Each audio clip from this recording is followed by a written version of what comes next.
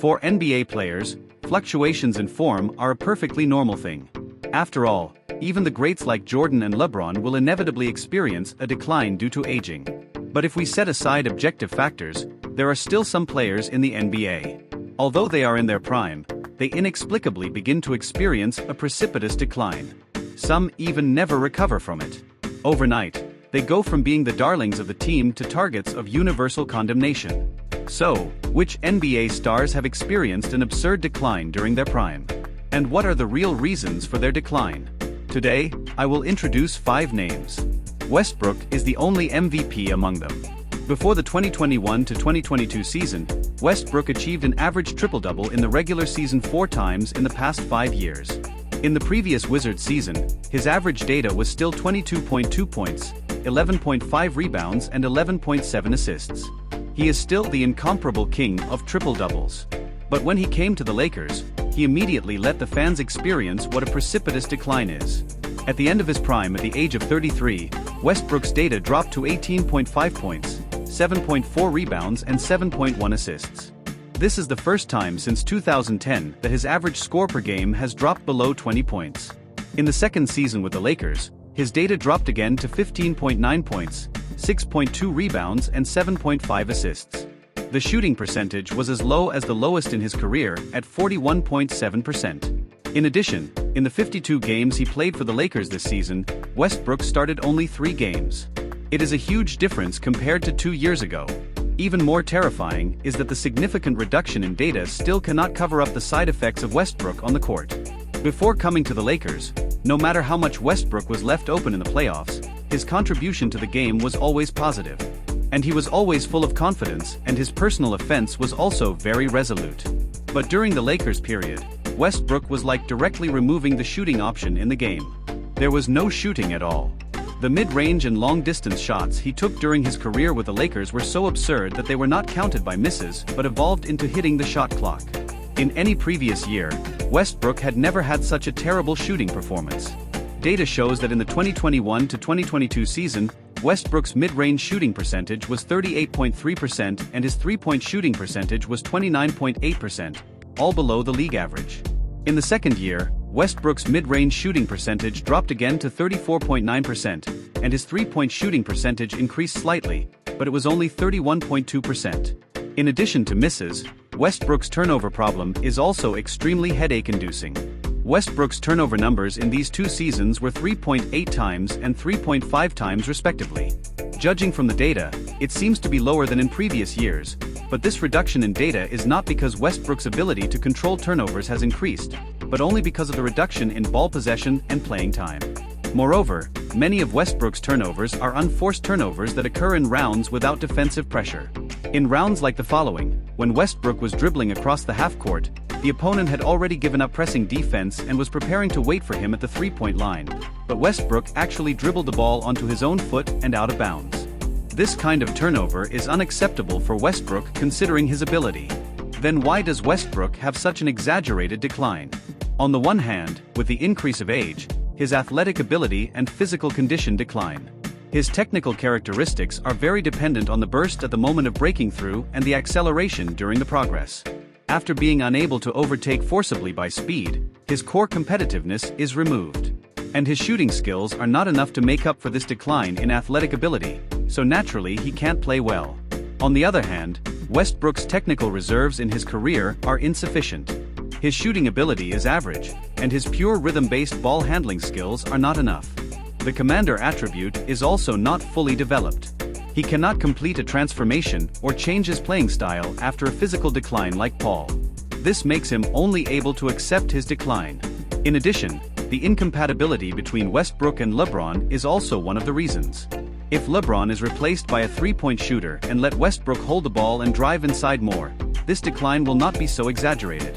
However, different from others, Westbrook also has some psychological problems. During the Lakers period, Westbrook was almost always left open in every game. Under such circumstances, Westbrook did not change his playing style. Instead, he was competing with himself and insisted on making these open shots to prove himself, which formed a vicious cycle. In the final analysis, it is still Westbrook's superstar ego at work.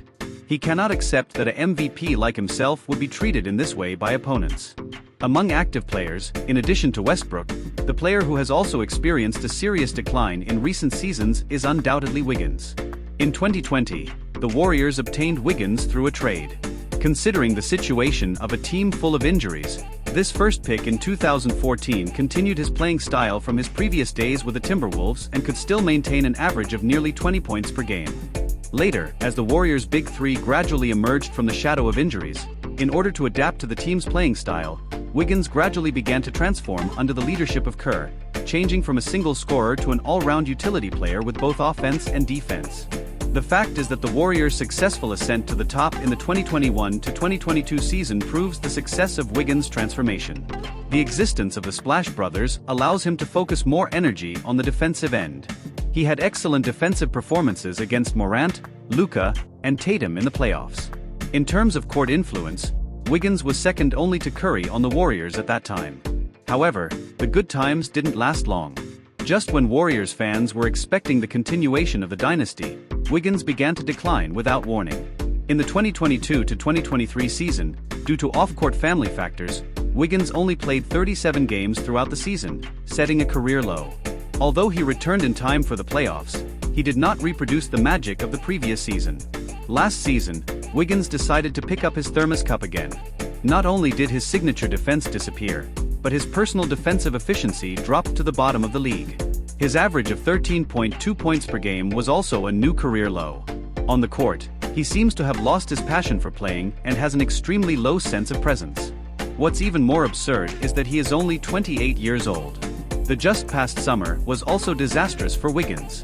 Trade rumors never stopped, and his family member was hospitalized due to a serious illness. All signs indicate that it is very difficult for the Canadian star to regain his former glory. In the new season, for the restructured Warriors, Podziemski, Kuminga, and even Moody will all be key training targets. In the team's future plans, there may no longer be a place for Wiggins. After talking about Wiggins, the player we are going to mention next is Hayward, who just announced his retirement not long ago. In this player, we can see the two sides of fate. At the beginning of his career, he debuted with the Jazz. Hayward made progress step by step. From an inconspicuous 3D player, he grew into the team's star player and made it to the All-Star in the 2016-2017 season. In that season, he averaged 21.9 points, 5.4 rebounds and 3.5 assists per game and was a highly sought-after all-round forward in the league. Later, Hayward joined the Celtics on a max contract.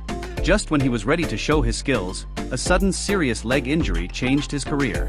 After rehabilitation, Hayward's offensive efficiency was still high, but the injury greatly reduced his explosiveness. Both his impact and defensive intensity showed a serious decline. But Hayward is also lucky. After his contract expired, the Hornets, who were eager for star players, offered him a 4-year, $120 million contract. However, Hayward, who changed his environment, did not live up to the expectations of the management. His data continued to decline, and at the same time, his injury-prone nature became more obvious. In the 4 seasons with the Hornets, his attendance number never exceeded 50 games. He could only maintain a relatively mediocre performance in a limited number of games and gradually became a representative player in the league with high salary but low ability. Last season, Hayward was traded to the Thunder in the middle of the season. At first, people were optimistic that this veteran would play an important role in the young team. However, contrary to expectations, Hayward's weak defense and athletic ability could not fit into the Thunder system. As the playoffs progressed, he was directly benched by the team. In an interview, Hayward bluntly said, "This short experience is frustrating." During the offseason, although some teams including the Nuggets were interested, the disheartened Hayward still decided to retire. Perhaps without that accidental serious injury, he should have become the white LeBron that people expected. The player to be mentioned next is Kemba Walker, who also announced his retirement not long ago. The career trajectory of this star is somewhat similar to Hayward just mentioned. Among Jordan's many rookie choices, Walker is one of the few who can make a name for himself. As a star guard at the University of Connecticut, he didn't have a smooth start when he just entered the league. The team's record was at the bottom all year round, and his personal performance was widely criticized. After changing his shooting motion in 2015, he began to get on the right track. His offensive efficiency improved and he became a stable scorer with an average of 20-plus points per game. His sharp change of direction breakthrough can't help but remind people of Iverson back then. Walker's growth allowed the Hornets to enter the playoffs again after many years. Starting from the 2016 to 2017 season, he was selected to the All-Star for 4 consecutive seasons. In the 2018 to 2019 season, his average data reached 25.6 points, 4.4 rebounds and 5.9 assists. He was clearly a rising guard star. In the same summer, he was selected for the Dream Team to participate in the Basketball World Cup and once became the team's #1 offensive point. Recently, when Holiday was asked about the player who is the most difficult to defend in his career, Walker is one of them. The other two are Kobe and Rose. From this, we can see Walker's strength at his peak. At that time, he could be called a big hero in a small city. In the offseason of 2019, Walker, who was eager to pursue the championship, chose to transfer to the strong team the Celtics, and this transfer also became a turning point in his career. As Irving's successor, he failed to reach his peak state during his Hornets days. Although he still maintained an average of around 20 points, due to the influence of injuries, he began to miss a large number of games. Beside the duo of Tatum and Brown, he gradually changed from the leading role to a supporting role. Especially on the stage of the playoffs, Walker was unable to shoulder heavy responsibilities. Soon, the Celtics management sent him away through a trade. After that, Walker briefly played for the Knicks and the Mavericks in succession. Eventually, even finding a foothold on a team became a problem. It's hard to imagine that only 4 seasons separated Walker from being a star guard to being eliminated by the league. Finally, we have to mention Deron Williams, who was once Paul's nemesis. After being selected by the Jazz, Deron quickly gained the trust of coach Jerry Sloan and made leaps and bounds in the following seasons, becoming a super point guard with an average of nearly 20 points and 10 assists. As one of the few heavyweight point guards in the league, Deron's signature change of direction breakthrough and high pick and roll are the must-kill skills on the Jazz's offensive end. In the middle of the 2010 to 2011 season, he was traded to the Nets and still maintained an all-star level. It is worth mentioning that Deron was selected for the Dream Team in both the 2008 and 2012 Olympics. But starting from the 2013 to 2014 season, the conflict between his heavy weight and playing style caused injuries to his knees and ankles, and his performance then declined. In the 2014 to 2015 season, his data had dropped to an average of 13.0 points and 6.6 assists per game, and his shooting percentage was less than 40%. Soon, the Nets gave up on him through a buyout. Subsequently, Deron successively transferred to the Mavericks and the Cavaliers but failed to regain his form and once became a substitute player.